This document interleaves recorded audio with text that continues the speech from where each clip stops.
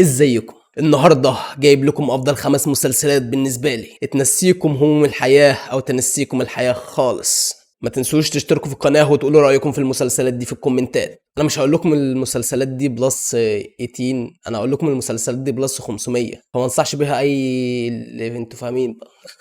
المرتبة الأولى معانا مسلسل فريندس. أنا مش هكلمكم كتير عن المسلسل ده عشان الصراحة المسلسل ده محتاج فيديو لوحده، بس ياما كان في أيام كتير حزينة في حياتي وكان المسلسل ده اللي بيفرحني ويموتني من الضحك. المرتبة الثانية معانا مسلسل بريكنج باد، مسلسل كامل ومثالي وكل حاجة مظبوطة فيه. في المرتبة الثالثة معانا مسلسل جيم اوف ذا ترونز، انت بجد هتتعلق في كل الشخصيات اللي فيه، بس انا كنت بحب اريا ستار. في المرتبة الرابعة معايا مسلسل الصراحة المسلسل ده اول مسلسل اتفرجت عليه في حياتي والصراحة حببني في المسلسلات الاجنبي، كان اسمه على سبيس باور الهروب من السجن، عظمه بطريقه ما تتوصفش. وفي المرتبه الخامسه معانا ذا فايكنج، الصراحه مسلسل تحفه فنيه، والصراحه المسلسل ده انا كنت بحبه بسبب ان انا كنت بقرا كتير عن الفايكنج، فالمسلسل دخل قلبي بسبب كده، الصراحه جامد جدا. والصراحه كان في شخصيه بحبها جدا جدا اسمها فلوكي، الصراحه الشخصيه دي بجد دخلت قلبي. خد من المسلسلات دي الثقه انك هتستمتع بيهم، وما تنسوش تشتركوا في القناه وتعلقوا لي في الكومنتات برايكم، ومع السلامه.